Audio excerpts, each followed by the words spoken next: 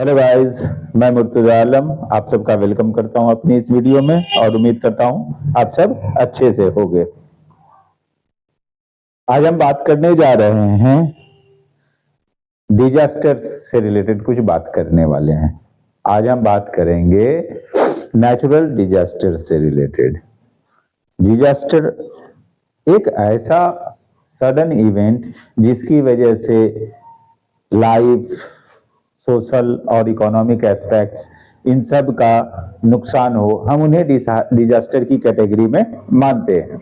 हम देखेंगे कि डिजास्टर कितने टाइप के होते हैं, कौन कौन से होते हैं, उनको उनके अंदर क्या बातें होती है, किस डिजास्टर में क्या नुकसान कैसे होता है और किस डिजास्टर के समय किस तरह का प्रिकॉशन हमें रखना चाहिए, हम इसके बारे में आज जानने वाले हैं।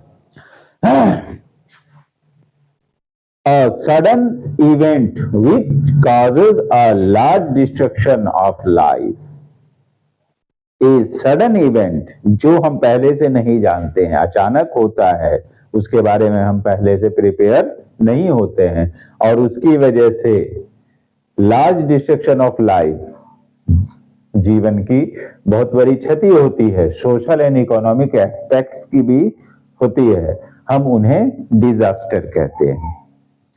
आगे जब हम देखते हैं तो डिजास्टर दो टाइप में हम इनको समझते हैं। पहला है नेचुरल डिजास्टर, जिसमें ह्यूमन का कहीं कोई इन्वॉल्वमेंट, कोई रोल नहीं होता है, जैसे earthquake, tsunami, flood, thunder, storm, landslide. दूसरा है मैन मेड। मैन मेड में जैसे वॉर, अब तक हमारे यहाँ वॉर तो कई लड़े गए हैं। अगर वर्ल्ड लेवल पे देखा जाए तो अब तक 2 वर्ल्ड वॉर हो चुके हैं। बॉम्ब ब्लास्ट, कई सारे बम फटे हैं, लेकिन अगर न्यूक्लियर बम की बात करें तो वो भी जापान पे 2 बार गिराया जा चुका है। तो ये सभी डिजास्टर के तौर पे देखे जाते हैं। इसे लोगों ने किया, इसलिए ये मैनमेड की कैटेगरी में आ गया।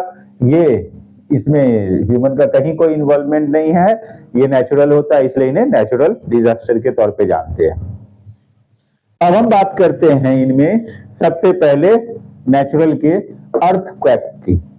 अर्थ प्लस क्वेक, ये दो, इसमें अर्थ कांप जाता है। अर्थ का जो ऊपरी लेयर है ये कांपने लगता है, इसलिए इसे हिंदी में कहते हैं भू। अर्थ कंप, कांपना, वाइब्रेट होना, तो इसलिए अर्थ का वाइब्रेट होना ही अर्थक्वेक होता है। लेकिन ये होता क्यों है, क्यों अर्थ वाइब्रेट होता है? तो ये ओरिजिनेट होते हैं due to the movement of tectonic plates. Tectonic plates के मूवमेंट क्या है? टेक्टोनिक प्लेट्स में 2 टाइप के मूवमेंट हम देखते हैं। एक मूवमेंट वो जिसमें ये 2 तरह के टेक्टोनिक प्लेट दूर से एक दूसरे के पास आते हैं, क्लोजर आते हैं, ये ज्यादा डेंजरस होता है और फिर इनके कोलाइजन की वजह से वहां पर सिस्मिक वेव जनरेट होता है और इस तरह से अर्थक्वेक आता है। दूसरा, ये दोनों प्लेट एक दूसरे से दूर हटते हैं। जब ये एक दूसरे से दूर हटते हैं तो इसके अंदर जो दबा हुआ मैग्मा है वो बाहर आता है और फिर इसमें सिस्मिक वेव जनरेट होता है। तो इस तरह से दोनों मूवमेंट की वजह से अर्थक्वेक जनरेट होते हैं। Sudden vibration on the earth and shaking of the earth surface is called earthquake. It occurs due to the seismic wave generated inside the earth in mantle. ये है mantle, ये है outer core जो molten magma से बना हुआ है, ये है mantle. mantle में ये जनरेट होता है due to movement of tectonic plates. जिस पॉइंट पे ये जनरेट होता है सिस्मिक वेव, उस पॉइंट को हम फोकस या हाइपोसेंटर बोलते हैं और जस्ट इसके ऊपर क्वाइट अबव द फोकस वो पॉइंट कहलाता है एपी सेंटर, या इसके ठीक वर्टिकली अगर एक लाइन बना के देखें सरफेस पे तो ये जगह एपी सेंटर कहलाता है। एपी सेंटर के जितना पास जो एरिया होता है वो उतना ही ज्यादा नुकसान उठाता है, उतना ही ज्यादा डिस्ट्रक्शन उसमें होता है। अब ये है कि सिस्मिक वेव भी एक तरीके से नहीं होते हैं, इनको 3 कैटेगरी में बांटा गया है, इनके वेव्स के लेवल को, प्राइमरी लेवल, सेकेंडरी लेवल और लव लेवल।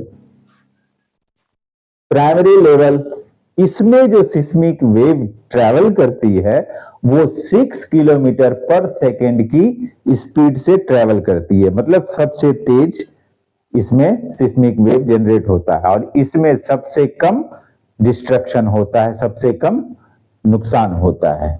दूसरा है सेकेंडरी लेवल, जिसमें 3.5 किलोमीटर पर सेकेंड की स्पीड से वेव ट्रैवल करती है और इसमें एवरेज डिस्ट्रक्शन होता है, ना तो बहुत ज्यादा ना ही बहुत कम, एवरेज में होता है। और सबसे ज्यादा जो नुकसान देता है, डिस्ट्रक्ट करता है, वो करता है लव वेव्स, जो कि 1.5 किलोमीटर पर सेकेंड सबसे कम स्पीड का जो होता है वो करता है। ये लार्ज डिस्ट्रक्शन का कॉज बनता है love waves.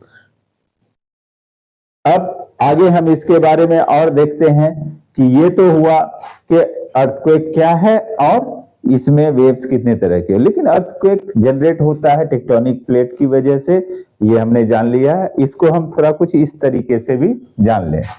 There are 2 types of movement in tectonic plates.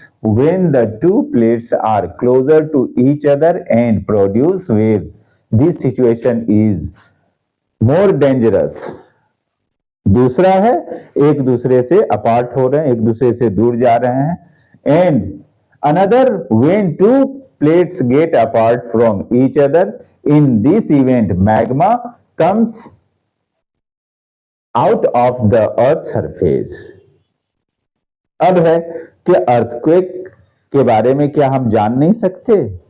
Earthquake के बारे में पहले से अंदाजा लगाना, थोड़ा फोरकास्ट करना मुश्किल है, लेकिन अर्थक्वेक आता है तो हमारे पास ऐसे डिवाइस हैं जो हमें ये बता सकते हैं कि वो किस लेवल का है, क्योंकि इनके भी जो है सो अलग अलग, और उस डिवाइस को जिसमें सिस्मिक वेव को हम नापते हैं तो हम उन्हें सिस्मोग्राफ या सिस्मोमीटर कहते हैं, और उसमें जिस स्केल का यूज किया जाता है उस स्केल को रिचर स्केल के नाम से जानते हैं। तो ये हुआ अर्थक्वेक और अर्थक्वेक के कॉज। अब है कि प्रिकॉशन। तो जब भी अर्थक्वेक आए तो हमें, अगर हम बिल्डिंग के अंदर हैं तो खुद को बेंच, टेबल, डेस्क इनके नीचे हाइड कर लेंगे और अपने बॉडी को यू बेंड करके लेटने की पोजीशन में आ जाएंगे। कोशिश ये होनी चाहिए कि खुद को ऐसे विंडोज और डोर से दूर रखें जिनमें ग्लास लगे हुए हैं, क्योंकि वो नुकसान दे सकता है। अगर हम घर के बाहर हैं तो हम खुले मैदान में आ जाएं, बिल्डिंग से दूर रहें, क्योंकि ऐसे समय में बिल्डिंग गिरती है तो उसके नीचे दबने का खतरा होता है। तो ये सभी कुछ प्रिकॉशंस हैं। और जब भी मान लीजिए अर्थक्वेक आया है, बच्चों को बाहर निकालना है, तो ऐसे में ये नहीं कि अचानक ही छोड़ दिया, नहीं, वहां पर सावधानी से, क्योंकि भगदड़ में भी हम नुकसान कर सकते हैं, तो ऐसा कोई भी भगदड़ ना बचे और इन चीजों का ध्यान रखना है। ये तो है अर्थक्वेक। अब हम अगले डिजास्टर की बात करने वाले हैं जिसको कि हम सुनामी के नाम से जानते हैं।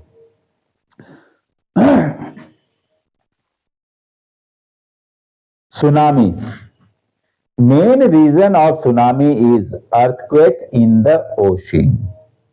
ओशन में जब भी अर्थक्वेक आता है तो उस अर्थक्वेक की वजह से वहां पर एक एनर्जी फॉर्म होती है जो वहां के वाटर बॉडी को ऊपर की तरफ उठाती है, और इस तरह से वहां पर ये वेव जनरेट होता है जो कोस्ट के पास जाते जाते और भी ज्यादा खतरनाक हो जाता है। In the ocean where these earthquake originated, it shakes the water body and forms high sea waves. Thus, waves run towards the coast and destroy lives and properties. जब ओशन के बीच में ऐसा होता है तो वहां पर फैलने के लिए बहुत सारा जगह होता है, तो वहां पर एल्टीट्यूड कम होता है।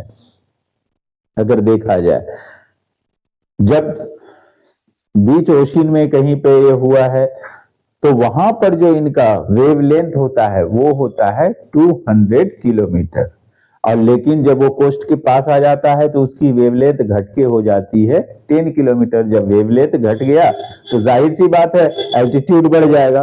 तो ऐसे में जो एल्टीट्यूड उनके वेव्स का सी में 1 मीटर था, वो कोस्ट के पास आते आते 30 मीटर तक हो जाता है। वो स्पीड जो कि सी के अंदर था तब वो हाई स्पीड पे था, कोस्ट तक आते आते इसकी स्पीड लो हो जाती है।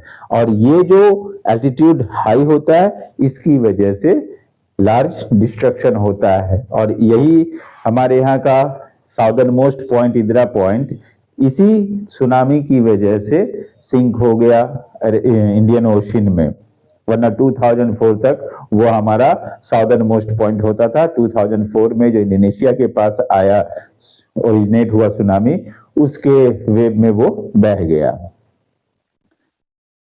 It causes a large destruction of lives, economic and social aspects, especially a nearer region of the sea. खासकर जो तटीय किनारे होते हैं, जो कोस्टल रीजन्स होते हैं, वहां पर ये, क्योंकि ये जो वेव्स है उन रीजन को वॉश अवे कर देते हैं, पूरी तरह से अपने साथ बहाकर ले जाते हैं। The southernmost part of the Indira Point sinked into Indian Ocean after tsunami of year 2004, which was originated near Indonesia. अब क्या इसको रोकने के लिए कोई उपाय है? तो सुनामी को रोकने का कोई उपाय नहीं है, लेकिन उसके ओरिजिनेट होने के लिए ऐसे कुछ डिवाइस बनाए गए हैं जो इनको इंडिकेट कर सकते हैं कि ओरिजिनेट होने वाला है। तो इतना टाइम हमें मिल जाता है कि हम कोस्टल रीजन से अपने लोगों को दूर हटा के उन्हें बचा सकते हैं। वो कौन सी टेक्नोलॉजी है? That is called DART. DART means deep ocean assessment and reporting of tsunami. इसका फुल फॉर्म हुआ डार्ट, उसे शॉर्ट में बोलते हैं। The DART is developed to track the area where tsunami could be originated. वो track कर सकता है कि जहां पे सुनामी के आने की संभावना है, चांसेस हैं, उस एरिया को ट्रैक कर सकता है और सुनामी के ओरिजिनेट होने से 8 घंटे पहले वो रिपोर्ट कर सकता है। और रिपोर्ट करने के बाद बचने के, खुद को बचाने के हमारे पास टाइम मिल जाते हैं। इसे असेंबल किया गया है अंडमान में, जो कि हैदराबाद में इनका सेंटर है, उसको रिपोर्ट करते हैं वो। In India, it is assembled at Andaman and reports to Hyderabad Center 8 hours before earthquake in the ocean. कभी भी ओशन में अगर हमारे आसपास अर्थक्वेक आएगा तो 8 घंटा पहले ही ये ट्रैक करके हमें बता देगा, और हमारे पास इतना टाइम होगा कि हम इतनी देर में कोस्टल रीजन से अपने लोगों को बचाकर हटा सकते हैं, उन्हें सावधान कर सकते हैं, बचने का उपाय किया जा सकता है। अब हम आगे बात करने वाले हैं अब हम बात करने वाले हैं फ्लड की। किसी भी एरिया में लार्ज अमाउंट ऑफ वाटर का जमा हो जाना या उस एरिया को कवर कर लेना लार्ज अमाउंट ऑफ वाटर के द्वारा, ये फ्लड कहलाता है। जैसे यहाँ इस पिक्चर में देखें, यहाँ पे वाटर इतना ज्यादा है कि इसमें हाउसेस, ट्रीज बहुत हद तक डूब गए हैं। यहाँ वाटर ने इस पूरे एरिया को लार्ज अमाउंट पे आके कवर कर रखा है। तो ऐसी सिचुएशन को फ्लड कहते हैं। फ्लड के आने के कई रीजन हो सकते हैं।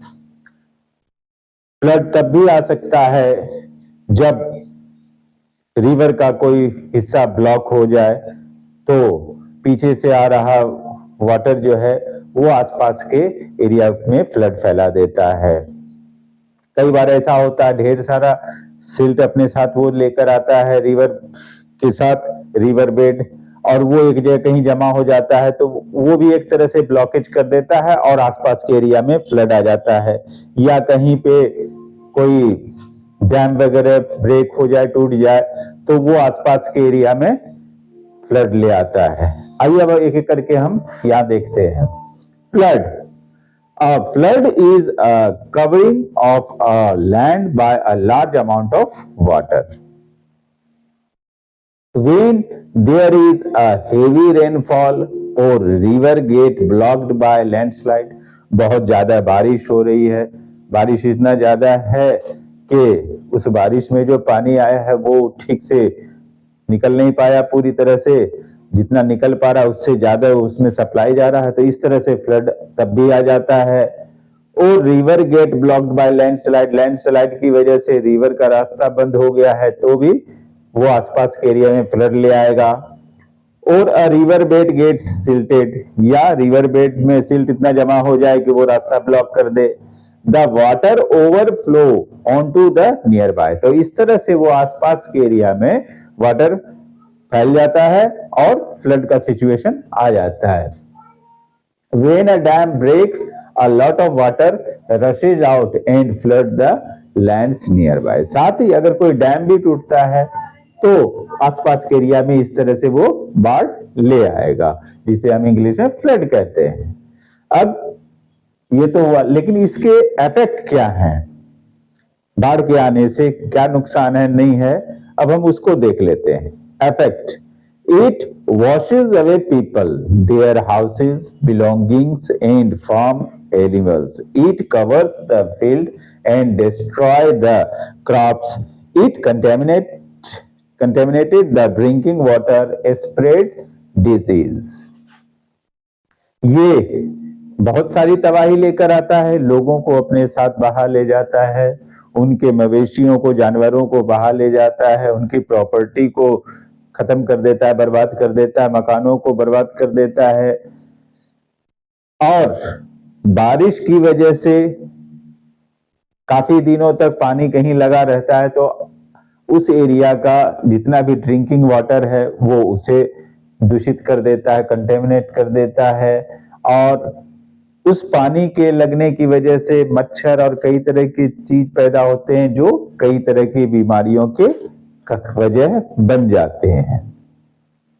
तो ऐसे में, इस सिचुएशन में हमें क्या करना चाहिए, अब हम वो देख लेते हैं। What we can do. People must be warned over radio and television much before flood water enters an area. इससे पहले कि फ्लड वाटर किसी एरिया तक पहुंचे, लोगों को इन्फॉर्म करके वार्न करना जरूरी होता है ताकि वो अपने आप को सेफ जगह पर पहुंचा दें। Much before flood waters enter an area, people trapped in flood hit area must be rescued quickly. और जो लोग किसी वजह से फ्लडेड एरिया में फंस गए हैं तो उन्हें जितना जल्दी हो सके वहां से निकालना है, उनके लिए शेल्टर बनाने हैं, उनको मेडिसिन, सेफ ड्रिंकिंग वाटर और फूड प्रोवाइड करना है। Temporary shelters must be built and provide medicine, safe drinking water and food to them. तो ये है फ्लड। अब हम इसके बाद अगले डिजास्टर थंडर स्टॉर्म की बात करने वाले हैं। थंडर स्टॉर्म, इसके लिए दो चीजों का होना बहुत जरूरी है, एक तो हीट और दूसरा मॉइस्चर इन द एयर। ये दो चीज रहते हैं तब थंडर स्टॉर्म डेवलप होता है। Thunder storm, a few things are necessary to develop a thunderstorm. These are heat of the sun and presence of moisture in the air. आइए अब हम ये डायग्राम को देखते हुए समझने की कोशिश करते हैं ये थंडरस्टॉर्म जनरेट होता कैसे। As the air near land gets heated, it becomes lighter and rises. जैसे ही जमीन के आसपास का एयर गर्म होता है, हीट अप होता है, वो हल्का होके ऊपर राइज करने लगता है। If the air carries enough moisture, it condenses when it comes in contact with colder air. और जब ये ऊपर उठता है और कोल्डर एयर के कांटेक्ट में आता है तो कंडेंस हो जाता है एंड फॉर्म क्लाउड्स, और इस तरह से वहां पे क्लाउड बना देता है. The air around clouds get warm, और वो तो कंडेंस होके क्लाउड बना दिया, लेकिन उसका हीट आसपास के एरिया में रिलीज होता है तो वो आसपास के एरिया को वार्म कर देता है. This makes the air columns with cloud rise further and the pressure under the column drops even more. इसकी वजह से वो और राइज करता है. Then the air at the top of the column cools and spread out. और वो air जो ऊपर है वो ठंडा हो जाता है और आसपास फैल जाता है. The pressure above the columns is high, क्योंकि यहाँ प्रेशर जो है कॉलम के ऊपर हाई है. So the cold air flows downwards, तो उसकी वजह से अब ये डाउनवर्ड फ्लो करेगा. इसी अपवर्ड और डाउनवर्ड मूवमेंट की वजह से जो एक साइकिल बनता है तो वो थंडर स्टॉर्म को जनरेट करता है. The upward movement of hot air and the downward movement of cold air leads to a stormy wind accompanied by heavy rain.